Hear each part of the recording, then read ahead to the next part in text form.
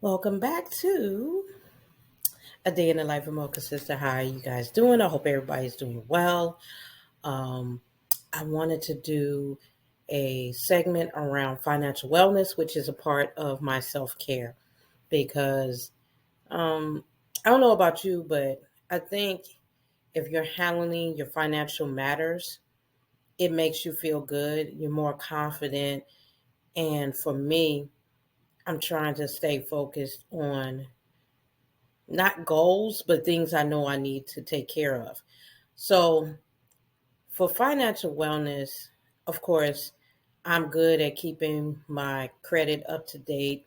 I use creditkarma.com and you know, many years ago when I joined Credit Karma, I did not have good credit at all. I think I was like in the dirty 500s. But I stopped making excuses a long time ago about what I spend money on. And maybe sometimes I get off track and I put myself back on track, but I always keep my eyes on my credit score. And because of stuff being released unknown to me, like my information to the web, it's been important for me to make sure I have my eyes on my credit and also my identity because it's all tied together. Number two, having put aside money for something important. So I know student loans, I don't have to pay my regular federal student loans, but I am paying my private student loans right now, which I'm 60% paid. Thank you, Jesus. Only got 40% more to pay for my private loans. Once those are done, all that's left are the federal loans.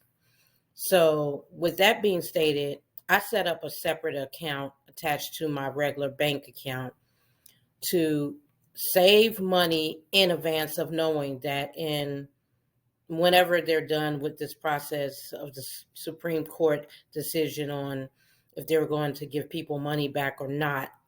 I think it was like 10 to 20 grand per person depending on, variables. While we're waiting, I'm not going to be like everybody else. Even if I put a little bit of money down in this separate account for my student loans, this account is only for my student loan. And when I get my income tax back, I'm gonna dump money in there as well. I'm trying to give myself a heads up because honestly, at the end of the year, I'm probably only gonna need to have like maybe a grand in my account. But I want to have more than a grand because the first payment is on my birthday. Yes, at the end of August. So I know this is coming. I want to relieve some stress. And so I'm going to handle and take care of that on my own volition because it's very important. So that's one thing that will take a lot of stress off of me is just making sure I take care of that. Third thing I want to mention, a lot of people in our culture don't have life insurance. And I remedied that. I took care of that at the end of 2022. I actually have a separate insurance policy that covers my burial and other important things. And we got to start thinking about this stuff, especially when you get in the age frame that I'm in. I'm not young no more. And I don't want to leave my family with like stuff that they have to be responsible for or having to do a GoFundMe because Pam didn't leave no money to be paid for her funeral. And I have such in my mind, my brother and my father are good examples of what people can do. My father paid for both of their funerals and it was paid up. So when my father transitioned, yeah, we had to put some money into the service, but it wasn't crazy.